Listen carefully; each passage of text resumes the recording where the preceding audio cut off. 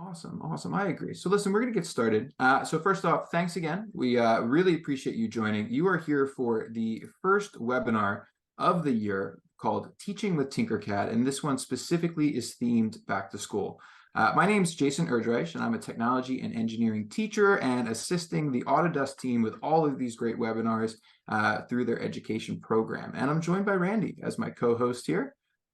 Hi, Randy Sarafan. I lead the community management team for Tinkercad and also Instructables here at Autodesk. And I'm super excited to be here tonight.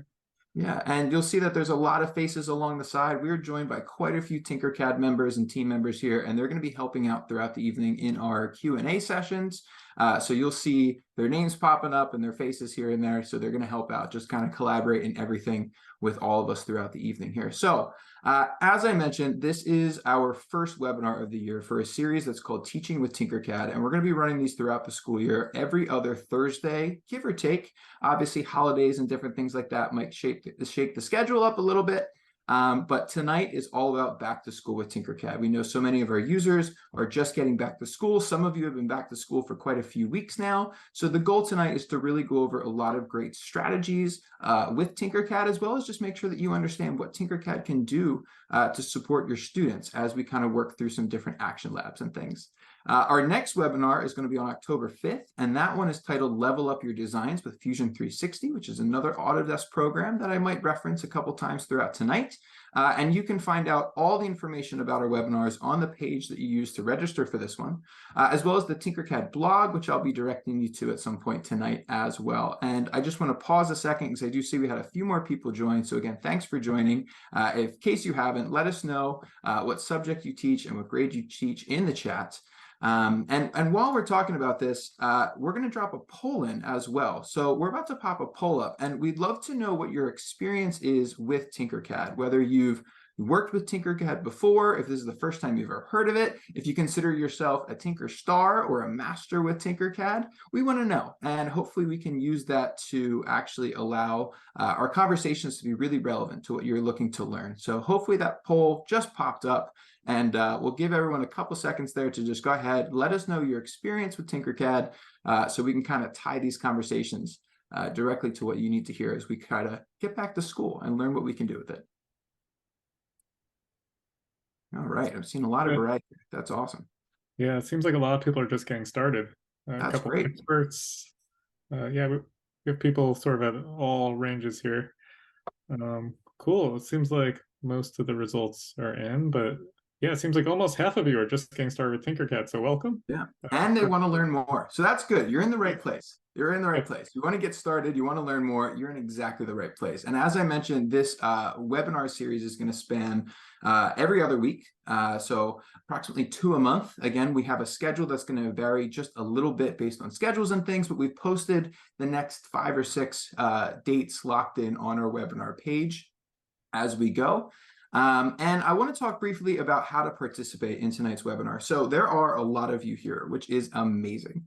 The most effective way that we can support you is to actually use the Q&A feature. So we've had you use the chat so far to tell us about the subjects that you teach and the grades that you teach. As you may have noticed, the chat moves really quickly, and the last thing we want to do is miss a question. So if you use the Q&A feature, that's going to present a question to the entire Tinkercad team. And as I'm talking, as I'm demonstrating things, we're going to be working to answer those questions live right in the Q&A feature, and also giving a dedicated time for Q&A at the end of the session as well. So if you have a question, do not hesitate to ask it. Drop it in the chat, the Q&A, where we can give links. And we have definitely locked in a reserved time for Q&A at the end after we demonstrate all these really cool things. So I think with that, I'm pretty sure we can get started here and actually start learning a little bit more about Tinkercad. What do you guys think? Does that sound cool, Randy? Yes, it does. Awesome. So let me see. I'm going to move one little thing here on my screen. All right. So what is Tinkercad, right? We saw in our poll that quite a few of you are really just getting started. And Tinkercad is really this creative space where students can make just about anything that comes to mind. The idea is that if you have an idea, you can bring that idea to life using the Tinkercad program. And it is an app. It is on your computers. It works on virtually any device you need. And we're going to be going over how to set up classes, how to get students involved. And When I mean they can make just about anything, Tinkercad is free. It is entirely free. There's no strings attached. Students don't even need to make an account. So if you have younger students that don't even have an email, you as a teacher can provide an account for them to log in with, as we'll demonstrate tonight. And it does allow hands-on learning, learning by doing. It's in a virtual space, which means it's accommodating for virtually any environment, any size classroom, and any student can really find the tools that they need to actually start creating and bringing their ideas for life. And something that's incredibly important about that is that we are ad-free and kid-safe certified, making sure that we're ensuring the privacy of all of our users through a really safe learning environment. And it's exciting to say that more than 50 million people trust Tinkercad to bring 400 million designs to life. And I know that that grows at an exponential rate. So it's incredibly exciting that it's such an app that's inviting for students from all over in any type of learning environment to allow them to just bring those ideas to life, as I'm going to kind of demonstrate in our first webinar tonight. Within Tinkercad, there are essentially three primary applications. So we have our 3D designs, circuits, and code blocks. And I think it's most commonly known for 3D designs, which is a space for you to bring ideas into this 3D world by combining shapes, grabbing everyday items, playing with physics and things, as we'll show you a little bit, and really just creating hands-on, but in this awesome virtual environment that's limitless based on whatever you can imagine. And while this is what Tinkercad's perhaps most commonly known for, it does allow for other types of creation and invention as well. The circuits application allows you to bring electronics together. So you can grab real electronic components, batteries, LEDs, switches, motors, even programming things like a microbit, and assemble them on your screen to practice and actually build circuits that would react exactly like they might in the real world, which is such a powerful tool. And then code blocks might look familiar to you if you're coming from computer science. It's a block-based language that's a bit on the intuitive side if you've ever worked in something like this before. But what's different about code blocks is it sort of combines the computer programming aspect of block-based programming with 3D design. So as you drag a code block in to make something happen, it's making a three-dimensional thing come to life. And it allows you to make beautiful patterns, bring in math, connections as you're designing 3D shapes, and those 3D shapes can actually be taken from code blocks and put into the 3D editor for even more customization and manipulation. So these three applications live inside of Tinkercad, and all of them are accessible by students virtually anywhere on any device in such an inviting way. And the most important thing that you as an educator needs to know is how to get started. And that's why we're really kicking off the year with this Back to School with Tinkercad, to show all of our teachers how can you equip your classes to be successful with all these amazing applications. So diving in, here's the agenda for tonight. What is new for 2023? We did see in the poll that we have a handful of users that have used Tinkercad before, so there's always new features coming out. So we're going to start by just showcasing a couple of the new things that you might not have seen if you are familiar with Tinkercad in the past. Then we're going to dive into creating classes, adding students, which is going to be a bit of an action lab, meaning that I'm going to give you an opportunity to get hands-on and participate with me here if you'd like. Managing your students, how can you create their accounts, see their work, support them as they create things in Tinkercad, creating something called activities, which again, I'm going to provide a bit of an action lab so you can get hands-on and experience that tonight with the time that we have.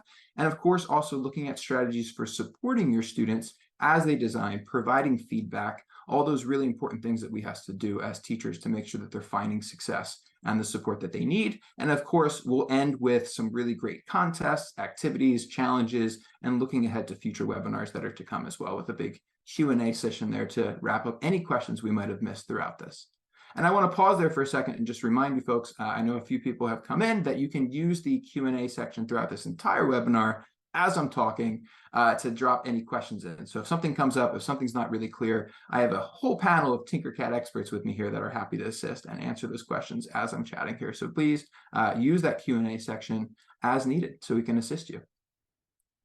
Now, starting with our new features, the first new feature is SimLabs that I'm going to talk about. And this came out towards the end of last school year, and it's a really exciting way for students to interact with physics in Tinkercad. I mentioned the 3D design editor. So imagine that you make something in the 3D design editor, like these bricks that I have, this ramp, and a ball. With SimLab, you can actually take this and apply real-world physics. I can say to an object that it's made out of styrofoam. I can say to an object that it's made out of steel. and then apply physics to see what happens if these objects were to actually collide, if gravity was to have an effect. And it simulates this in our engaging Tinkercad environment. So this is a great way to pull in science concepts, pull in math concepts. I also know that some new SimLab features are coming, and we do have a SimLab webinar scheduled in a few weeks to really go over into a really in-depth SimLab demonstration. So while I'm just introducing it tonight, there's a lot more to come for this one. Another great new feature is Cruise. And if you've ever worked in the Tinkercad design editor before, you'll know that to manipulate shapes, you have to lift things, rotate things, move things around. And Cruise is a tool that allows this to be done a little bit more easily, especially for our youngest learners or learners that might be using a touchscreen device, where essentially objects can snap to other objects. So if you look at this little robot thing, you'll see how easy it is to like take a shape and put it right on the front of another shape, or align a shape around some type of cylindrical axis or something like that. So it's this fun way to actually just take shapes and put them together to create just about anything in a really fast environment.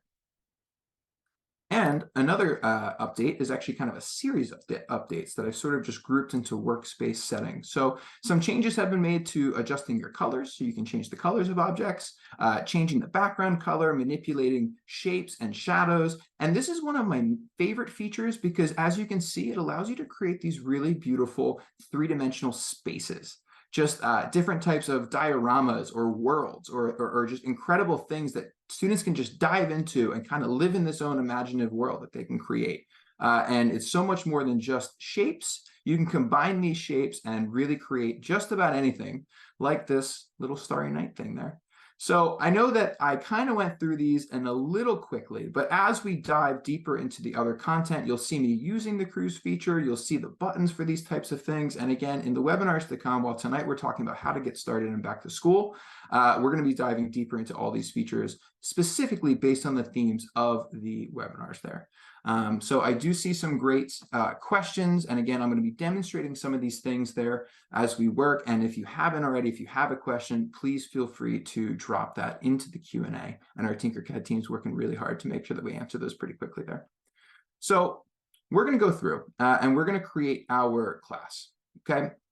So the way that I'm going to do this is I'm going to just show you a couple slides that give you some visuals, give you some key terms, and then I'm actually going to demonstrate it live in Tinkercad, assuming all goes nice and smooth. And as I mentioned, I'm going to give all of you a chance to dive in and try this as well on your own devices if you'd like to do so.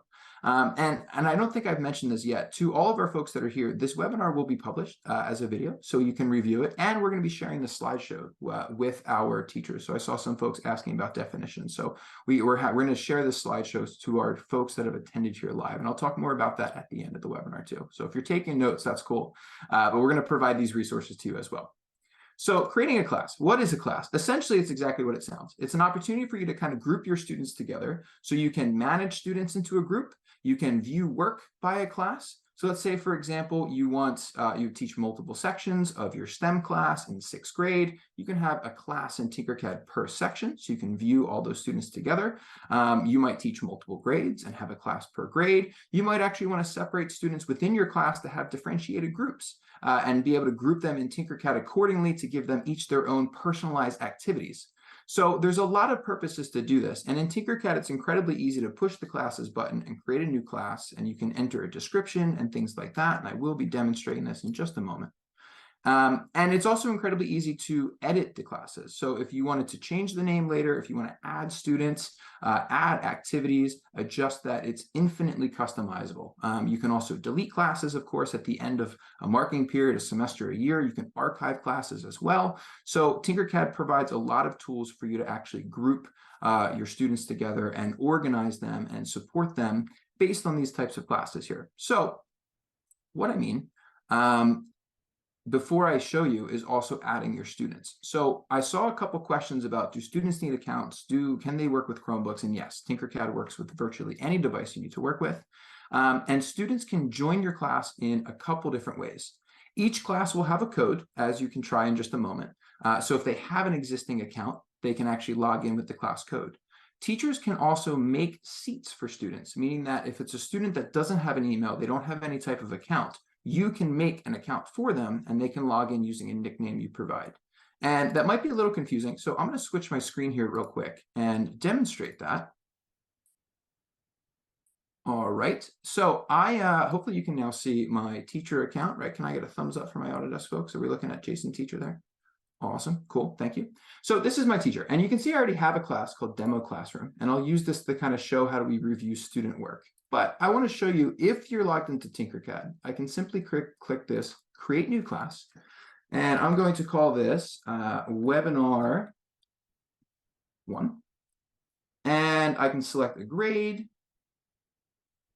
I can select a subject. And now I have this class here.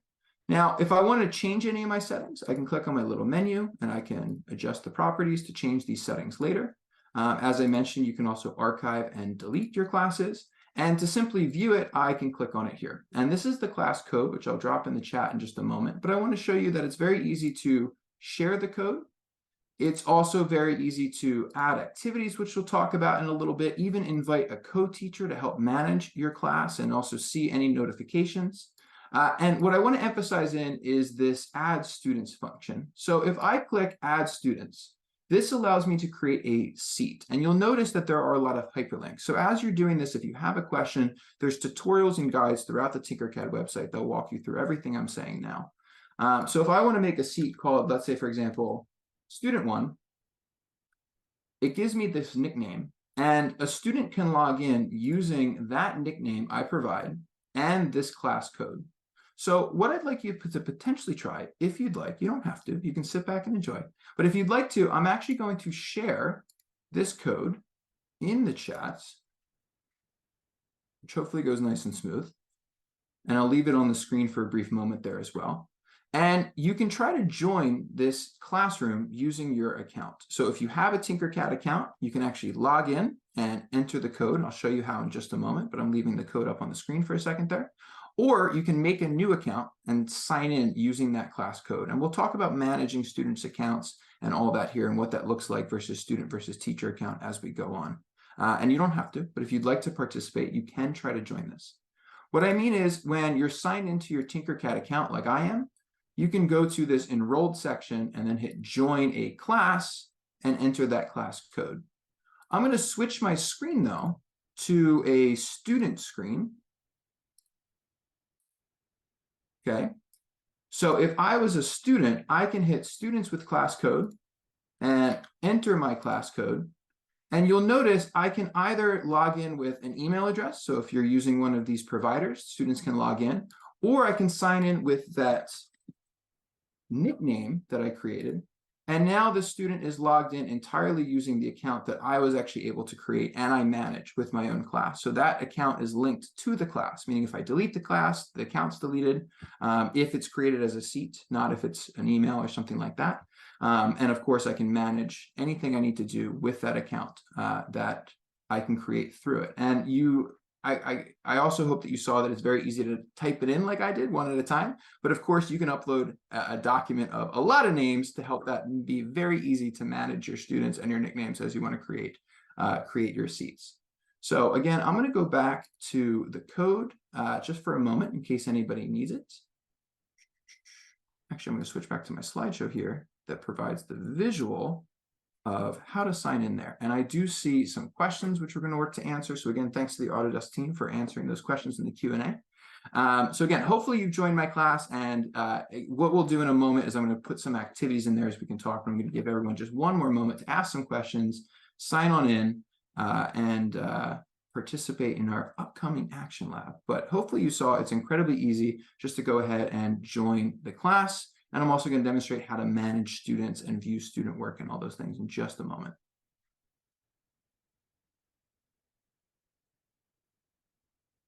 So what can we do with classes? We've talked a little bit about being able to invite students, being able to invite student accounts. And if you're in my class, sit tight. I'm about to give you an activity to work on here.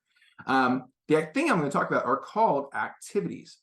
And it's a really great way to actually engage your students by grouping all of the types of things you want them to be working on within that class, right? So you've all joined my webinar 1, and I can provide an activity or a challenge for you to work on. So it's a way for you to allow students to create designs without making those designs public, which is great. So if they make a design for the activity, it just lives within that activity, which is super exciting.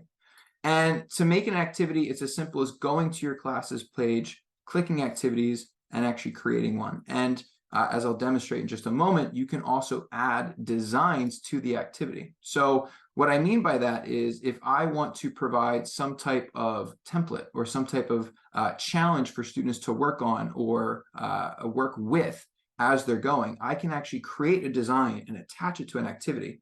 And whenever my students go to open that activity, they'll see the design that I provided for them to work on. Another really great thing that's nice about making activities and providing these designs is any settings that I do as the teacher will transfer. And what I mean by that is I know that we have folks from all over the world joining. Some of you might prefer to work in millimeters. Some of you might prefer to work in inches. If I, as a teacher, make a document and I set the settings to be inches and I set my work plane to be of a certain size and I paste that into an activity, when my students copy that activity to start working from, copy that design to start working in the activity, they'll get all those settings within those designs that I set, which is really exciting for me as a teacher to help them set up their workspace exactly like I want through this. So I'm going to go back to my teacher screen. All right, here we go. And in my webinar one, we can see that I have activities, which is great. So I can create my first activity here and you can name it whatever you'd like. If you're wondering where you should get activities from, if you're looking for inspiration, you can actually go to the Tinkercad blog and you'll see that there's so many different projects and challenges. In fact, one challenge that we have going on right now is this chess challenge, which is awesome. Challenging your students to design a piece for a chess board. And not only do these challenges in the blog give you some words that you can use and some examples that you can tie into your classes, and I saw that that link just went into the chat, so thanks Tinkercad team. It also gives you starting templates and even designs, so you can see some cool designs made by other users for this activity. So I'm going to actually grab this model right here by hitting copy and tinker, and I'm going to grab this design as a board, and I'm going to use this as a template. So I just copied this chess challenge to my document, so you can see I have it here in my documents. Okay, and for my class, I'm going to make an activity called chess challenge, and I am challenging you to create a chess piece. Now, for these types of activities, maybe you want your students to make an entire chessboard. Maybe you want to challenge each student to be assigned to an individual piece and you make an entire chessboard as a class. That's obviously up to you to how you want to actually choose the constraints for the challenge. If I go back to my documents, I can actually attach this chessboard to this activity. And you'll notice I can see all my classes here. So if I want to switch to another class, I can switch between them. I'll see all my activities, but it is important, of course, to make your activities first so that we have a place to put this design. And when I add it to my actual challenge, my students can actually see that now as a starting point, which is really cool. A top teacher tip is when you have a challenge like this where you've attached a design, you can actually copy an entire activity to another class. So if you want to have an activity with a template and a description and everything you want to work from, you can set that up in one class and then transfer that to all of your other classes. And for all my folks that join my webinar one class, you should now see my chess activity. So if you go into our webinar one class, and if you look at the chess activity that I just posted, you should actually see that template shared for you. Go ahead and give that a go. See if you can open that. See if you can actually hit copy and tinker so you can see what that looks like there, if you will. You can see the board right here and you get to tinker this and then you'll open up a new document for you to manipulate that. And I'm just going to switch my screen to a student view so you can see what it's going to look like from a student perspective.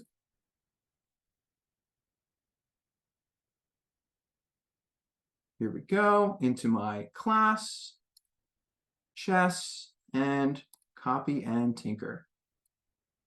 So I can see the template that I grabbed from the Tinkercad blog, and I'm not going to go into a really deep dive on how to use the 3D editor just tonight. I wish we had time to dive in, but that's going to be a future theme. But you'll see that it's really easy just to grab a shape from over here on your shapes panel, and you can see that there's a lot of groups for a lot of different types of shapes, and start to manipulate your shapes around to design a custom chess piece by grabbing different things, rotating it around. Demonstrating my Tinkercad skills live is never something that I always want to do. It's a lot of pressure here, folks, but we'll see what type of chess piece. Any recommendations for interesting chess pieces here that I should design from the Tinkercad team?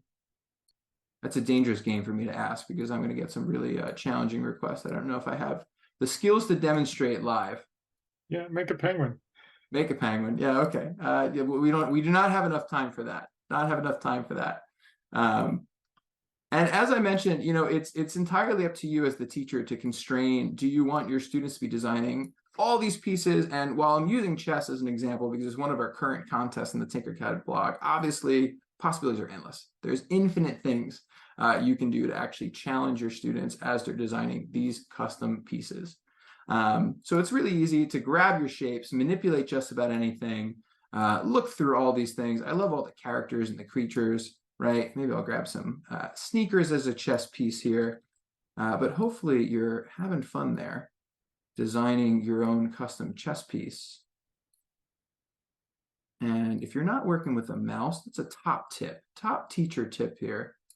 Get some mice if you're on a computer versus a touchscreen. It does help.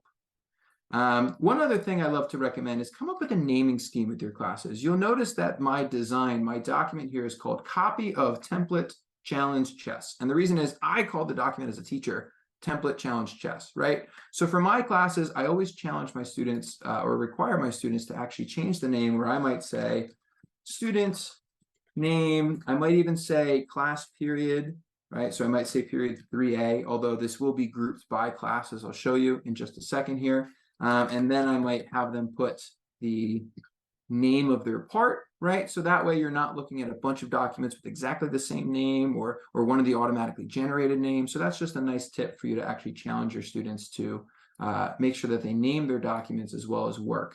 But as I mentioned, something that was really cool about pulling in this template is all the settings were set. So the work plane setting was already set to be 18 inches by 18 inches because it was like that in the document that was pulled in. The unit was set to be inches here because it was like that, and the background color was like that. Normally when you make a new document, it's different settings. So by providing your students with these templates and the activities, it pulls all that into their design for them to start working from, which really supports them because it helps them work in the right scale or the right constraints that you as the teacher want to challenge them to work with. So give me a second. I'm just going to show my screen from another class. All right, just to kind of show you what we have going on here. And I am seeing some really cool designs, which is awesome. So this is great. Let me just add this. All right, so I'm going to switch to my demo class. And when I go to my activities in my demo classroom here, which isn't the same one that you're working in, but I still have my chess challenge. As a teacher, I see the template that I provided. And when I scroll down, I can also start to see the student work. So in the webinar class right now, I, as the teacher, can see a preview of all of your challenges.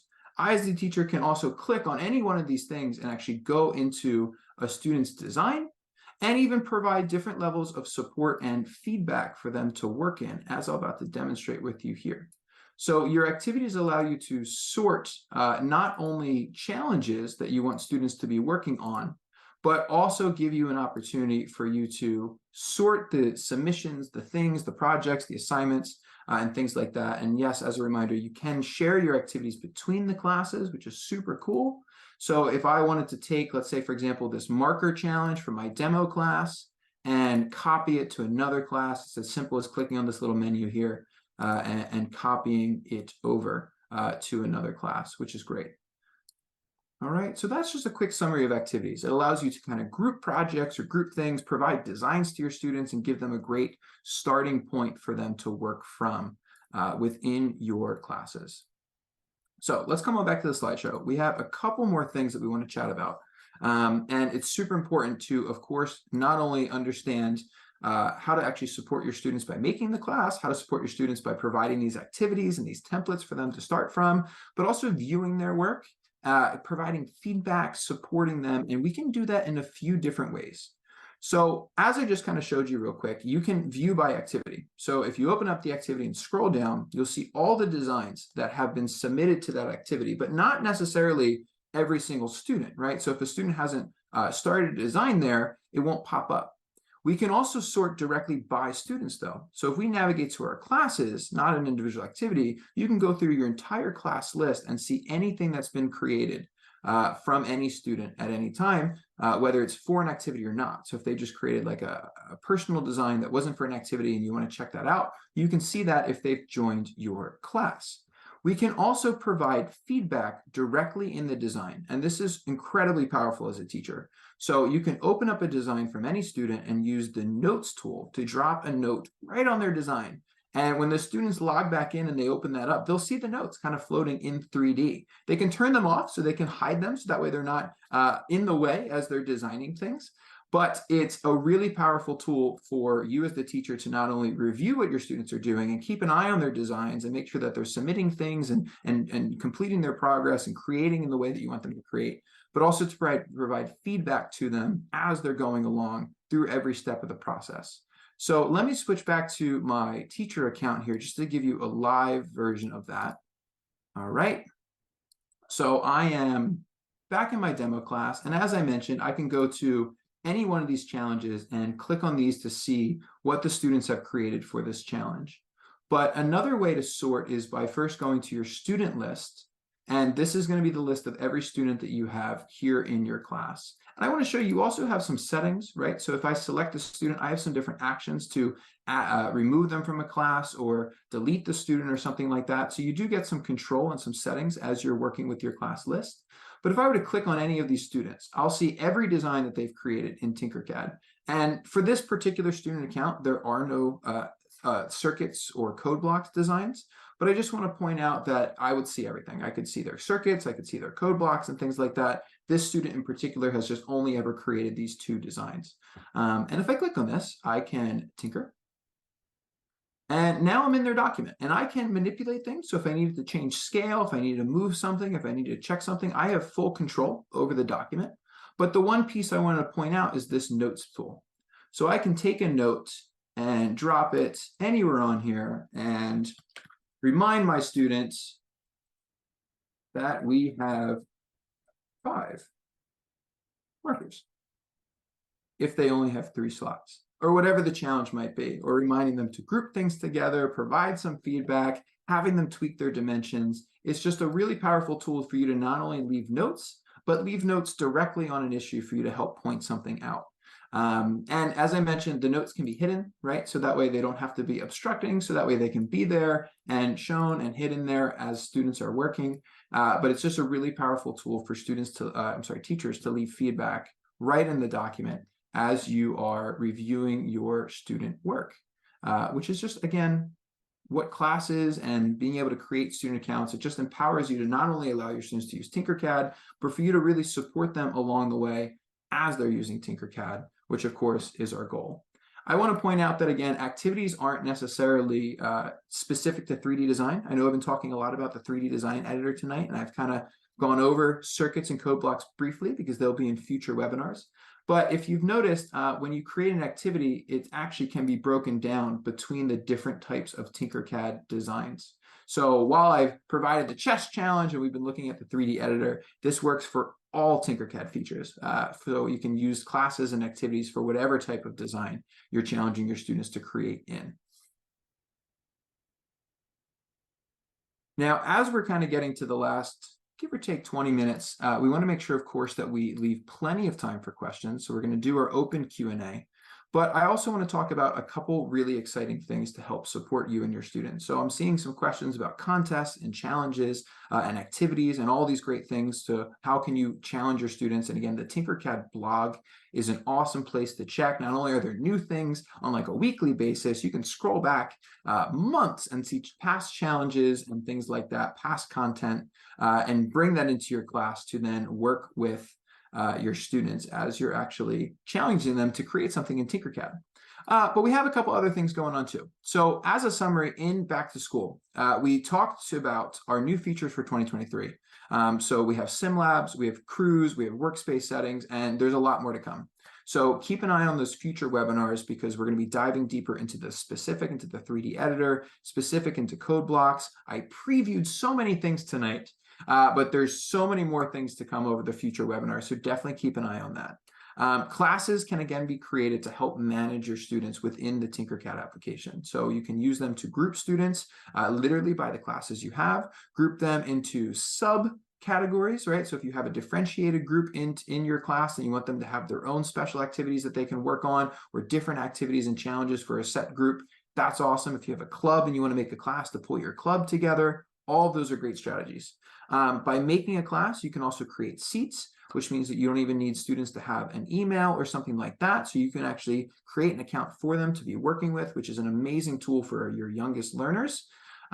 Activities can, of course, help you organize your students' designs as well as provide those starter templates like the chess template that I was able to provide to you in our little Action Lab demo tonight.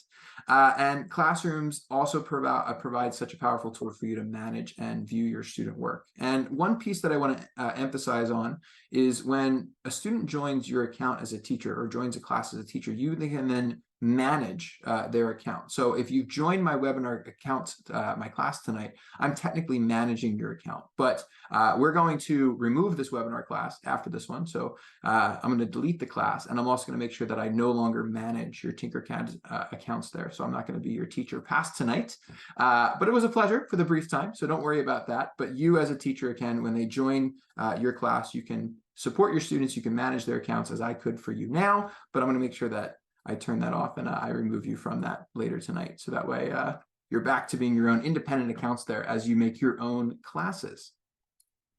Now, something else that's super exciting. Thank you again for everyone being here before we dive into our Q&A and contest. I want to remind everybody that these slides will be shared as well as a recording of this webinar and a professional development certificate. So within about 24 hours or so, you'll get an email that links you to all these great things, a certificate that you can grab for credit if you viewed this live. And were joined with us throughout the afternoon here today. And again, the slideshow for you to look at and the recording as well for you to go back and review. And I want to actually call to Randy here to share just some really exciting contests, because I think there's a lot of questions about activities and contests. Right. So, hi. Over on Instructables, which is a project sharing website adjacent to Tinkercad, we have a first-time author contest. So if you've never used Instructables and you have a project you want to share, we have a special prize just for Tinkercad. That's great for students or pretty much anyone using Tinkercad. So I just wanted to make everyone aware of this one. We also have the Make It Fly Student Design Challenge, which this one is not Tinkercad, it's for Fusion 360, but if some of your students are more advanced and happen to be using Fusion 360, they can enter this. They have a couple of weeks left. Anything that flies, it could be bubbles, catapults, paper airplane if you use Fusion in some way to design it. If you're wondering what the heck Fusion 360 is, you should come join our webinar in 2 weeks from now, where we'll talk about what it is. So if you're just confused about what I'm talking about here, don't worry about it. We'll get to that. And the other contest we have going on right now, this one is for educators, whether you're a teacher, librarian, a technology specialist. We have the project-based learning contest with $40,000 in prizes. And we also have a special prize, particularly for people who are using Tinkercad in their lessons. So there's a special judges prize for Tinkercad. So be sure to check that one out. Yeah, and I just saw that we just dropped those links in the chat, so you can click on those directly to take you there. And as Randy said, I mean, Instructables is just an awesome space to share other projects and lessons, many of which do relate directly to Tinkercad, but it's just all over the creating kind of STEM design maker community, as well as, of course, the Tinkercad blog is a great place to go. So as it was kind of just touched upon, we do have another webinar coming up in just 2 weeks. It's called Level Up Your Designs with Fusion 360. So I saw a brief question about adding curves and different types of shapes, and Fusion 360 is another application that kind of you can link into Tinkercad in such a way where you can take your Tinkercad designs and send it to Fusion 360 and do really cool stuff. And that's kind of the theme for our next webinar in just a couple weeks. But again, I want to remind you that the entire webinar calendar is posted, so you can, of course, check that out. You can see all of the upcoming webinars in the next, I think, 2 or 3 months we have laid out there. We'll keep updating that. You can keep an eye on the Tinkercad blog as we go. So we have about 15 minutes left for tonight. And before we dive into our Q&A, I just want to thank all of you for coming, all of you for joining us live here. And hopefully you've learned a lot. I know the poll said that we wanted to learn more and you're just getting started. So hopefully you're all equipped to dive into Tinkercad, make a class, and invite your students to join you to create really just about anything. And hopefully you're as excited about Tinkercad as we are. We're a bit of a fan over here. So hopefully you're going to be tinkering and playing around and joining us in the next webinars to come. So that way we can continue to teach you how to make even more incredible things. So what I'm going to do is I am going to make our faces a little bit bigger and invite the Q&A session to open up. So if you want to stick around, drop in some more questions, you're welcome to either use Q&A, use the chat. And again, if you're headed out, thank you again, and keep an eye out for your email, for the slides, your PD certificate, and other resources that we send to you. So thanks everyone for joining us for this first webinar if you're headed out. And if you're sticking around, we're here to help with your questions. So go ahead and drop them in the chat, put them in the Q&A. We're ready to see what you have here and assist.